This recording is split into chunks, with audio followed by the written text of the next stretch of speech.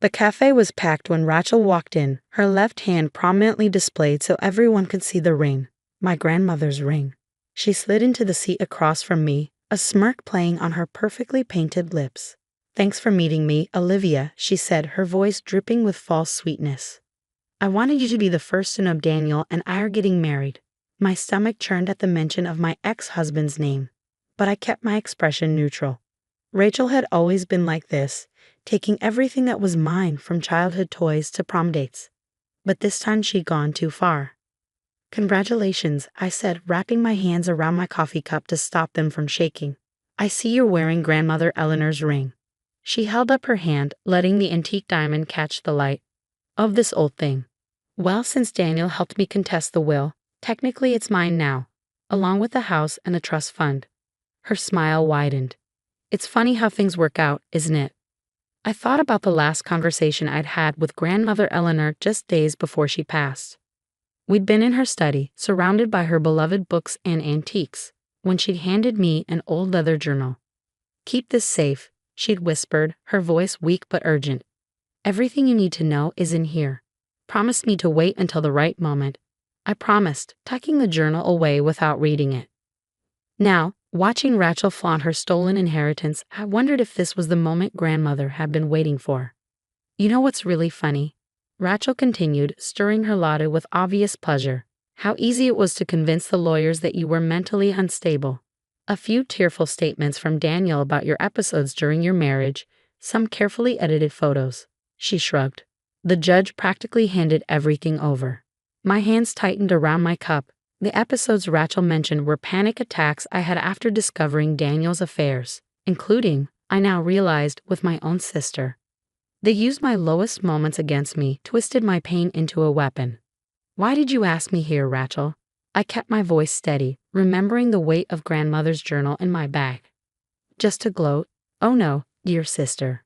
She leaned forward, dropping her voice. "I wanted to offer you a deal. Sign away any future claims to the estate, and I'll give you a small monthly allowance, just enough to keep you from ending up on the streets." She sat back, clearly pleased with herself. "After all, we are family." I thought about the journal, about Grandmother's final words, about the secret I discovered last night when I finally opened those weathered pages. "You're right," I said, reaching for my bag. "We are family, and there's something you should know about Grandmother's real estate." Rachel's eyes narrowed. "What are you talking about?" "We've been through all the paperwork. Everything's in my name now." I pulled out the journal, its leather cover worn with age. "Not everything. Did you know Grandmother kept a second set of books?" For the first time, Rachel's confident smile faltered. "What?" "She was quite meticulous," I continued, opening the journal. "Every transaction, every property, every investment, all documented here, including some interesting transfers made just before she died." "You're lying," Rachel snapped, but I could see the uncertainty in her eyes. "The lawyers found everything." "Did they?" I slid a stack of papers across the table, copies I had made from the journal's most important pages. Because according to this, Grandmother's most valuable assets were moved into a separate trust 2 weeks before she passed. A trust that requires both sisters to agree on any distribution of funds. Rachel's face paled as she scanned the documents. I could almost see her mind racing, calculating what this meant. "That's impossible," she whispered, but her hands were shaking now. "Daniel checked everything," he said.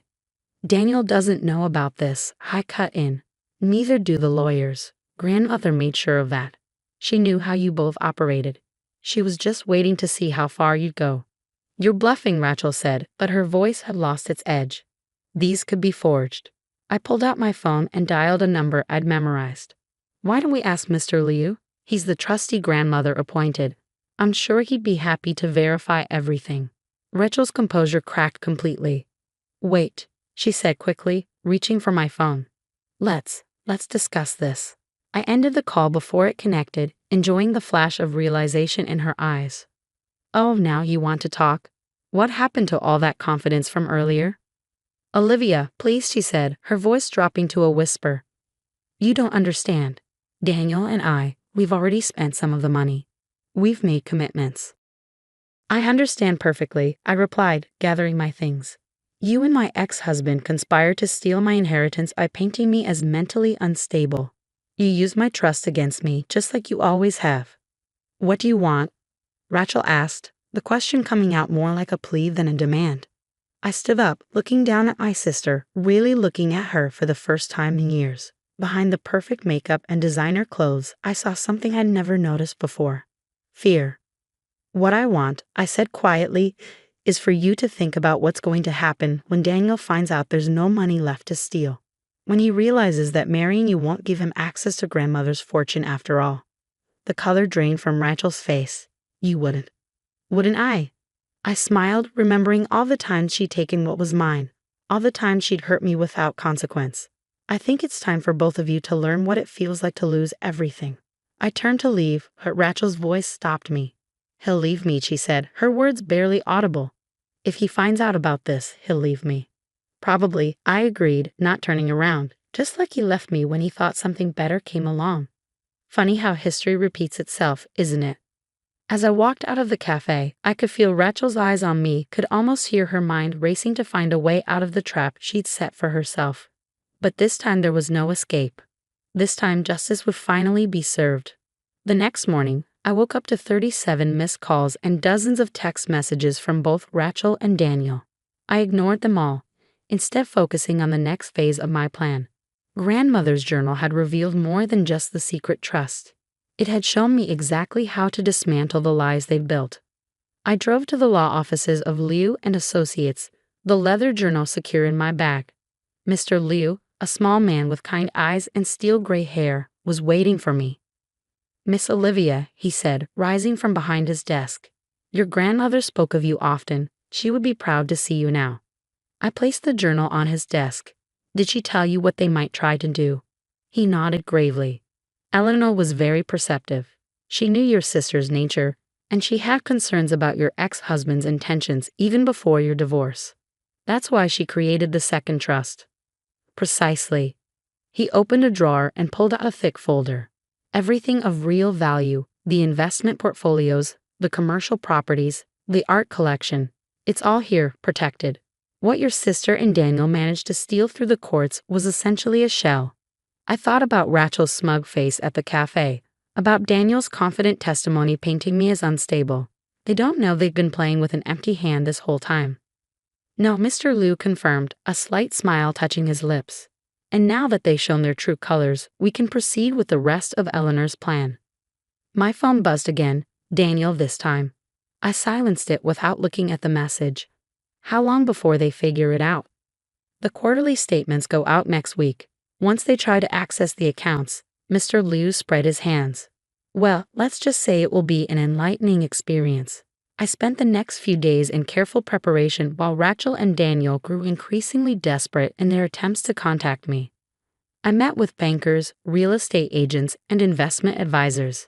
Each meeting revealed another layer of grandmother's brilliance. She hadn't just protected her assets. She created a framework for exposing every lie, every manipulation Rachel and Daniel had used against me. The evidence was all there, meticulously documented. On Friday afternoon, my phone rang with an unfamiliar number. Against my better judgment, I answered. Olivia. It was Daniel's mother, Catherine. Please, we need to talk. Rachel's hysterical, and Daniel won't tell me what's going on.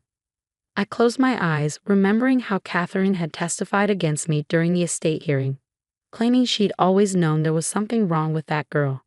I'm sorry, Catherine, I said, not feeling sorry at all. But I think it's best if they explain the situation to you themselves. I'm sure they can tell you all about how they conspired to steal my inheritance.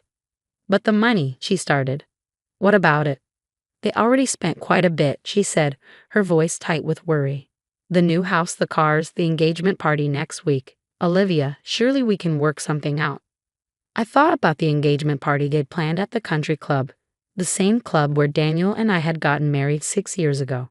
The irony wasn't lost on me.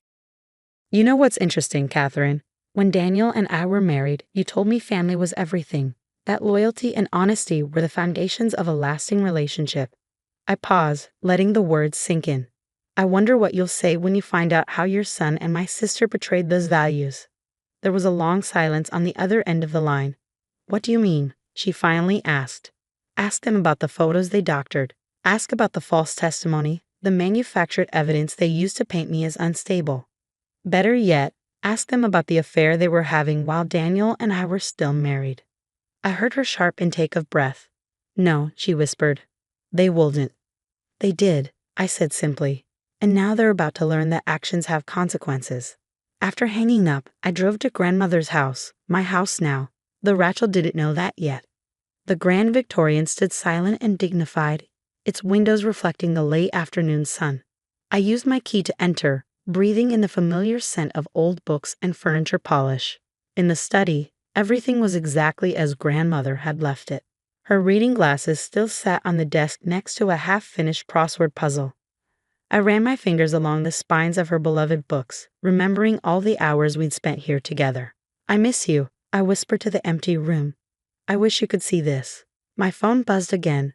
A text from Mr. Liu. Quarterly statements sent. Expect contact within 24 hours. I smiled, settling into grandmother's favorite armchair. The wait wouldn't be long now. Just then, I heard a car screech to a halt outside. Footsteps pounded up the front steps, followed by the sound of someone pounding on the door. Olivia, Rachel's voice, shrill with panic. Open this door right now. We need to talk. I stayed where I was, listening as Daniel's voice joined hers. The accounts are empty, he was saying. Everything's gone. How could this happen?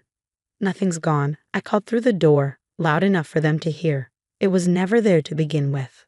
The pounding stopped. A moment of silence, then Rachel's voice again, quieter now. What are you talking about? Maybe you should ask your fiancé about due diligence, I replied. About checking the real value of what you thought you were stealing before spending money you didn't have. Another silence followed by the sound of hurried whispers. I could imagine them out there, their perfect world crumbling around them. Olivia, please, Daniel's voice now, using that gentle tone he'd always used when trying to manipulate me. Let's discuss this like adults. I'm sure we can work something out. I stood up, walking to the front door but not opening it. Like we discussed things when you were sleeping with my sister. Or like we discussed things when you lied in court about my mental health. That was a mistake, he stammered. We never meant to get caught, I finished for him. To face consequences. Well, too bad, because that's exactly what's about to happen. The fallout was swift and devastating. Within hours of their discovery that the accounts were empty, Rachel and Daniel's carefully constructed world began to unravel. I sat in grandmother's study, watching through the window as they argued on the front lawn. Rachel was gesturing wildly, her perfect makeup streaked with tears, while Daniel paced back and forth, running his hands through his hair in frustration. My phone lit up with a message from Mr. Liu. The bank is requesting an immediate meeting regarding the recent expenditures. Shall I arrange it? Yes, I replied, and make sure all relevant parties are present. The next morning, I walked into the downtown branch of First National Bank dressed in one of grandmother's vintage Channel suits. Rachel and Daniel were already there, along with their lawyer and Catherine. They all looked up when I entered, their faces a mix of anger, fear, and desperation. Now that everyone's here, the bank manager began, we need to discuss the irregular activities on these accounts. Rachel's lawyer leaned forward. My clients were granted access to these accounts through a court order. Everything was legal. The court order, I interrupted, placing grandmother's journal on the table, was obtained through fraudulent evidence that we can now prove was manipulated. The next hour was excruciating for them. Mr. Liu methodically laid out every detail, the doctored photos, the false testimonies, the carefully orchestrated character assassination they used to gain control of what they thought was grandmother's fortune. The real estate alone, Mr. Liu concluded, the properties they've leveraged for loans. None of it was actually in the accounts they accessed. Those assets are held in a separate trust, one that requires both sisters' consent for any transactions. Daniel's face had turned an interesting shade of gray, but the money we spent was essentially credit extended by the bank based on assets you didn't actually control. The bank manager finished, which means those loans are now in default. Rachel's perfectly manicured nails dug into the conference table. This is ridiculous. Olivia's just trying to hurt us because she's jealous Daniel chose me and she can't handle it. I looked at my sister, really looked at her. Behind the designer clothes and expensive jewelry, I saw what grandmother must have seen. A desperate woman so focused on taking what others had that she never built anything of her own. No, Rachel, I said quietly. This isn't about jealousy. It's about justice, about consequences. Grandmother knew what you were capable of, both of you. She planned for this. What do you mean? Catherine asked, speaking for the first time. I opened the journal to a marked page. This is grandmother's real will, her real intentions. Everything of value was placed in a trust before she died, with specific conditions. I looked directly at Rachel. She knew you tried to take it all. She wanted to see what you'd do, how far you'd go. And now what? Daniel demanded. You're going to take everything, leave us with nothing. No, I replied. I'm going to do what grandmother would have wanted. I pulled out a document Mr. Liu had prepared. If you both sign this confession admitting to your fraud and manipulation, the trust will help pay off the debts you've incurred. Rachel's lawyer started to object, but she cut him off. And if we don't sign, then the bank proceeds with fraud charges and all the evidence of your deception goes public. Your choice. The silence in the room was deafening. Catherine was the first to speak. Sign it, she said to Daniel, her voice tight with disappointment. Sign it and be grateful your grandmother's granddaughter has more mercy than either of you deserve. One by one they signed. Rachel's hand shook so badly she could barely write her name. Daniel wouldn't meet anyone's eyes. When it was done, Mr. Liu collected the documents and nodded to me. There's one more thing, I said, standing. The ring. Rachel's hand instinctively covered the diamond, but it belonged to grandmother. It was never hers to take. Slowly, reluctantly, she slipped it off and placed it on the table. I picked it up, feeling its familiar weight. Grandmother told me once that this ring wasn't just about value. I said, turning it in my hand. It was about legacy, about the kind of person you choose to be. She wore it for 50 years, building a life based on integrity and wisdom.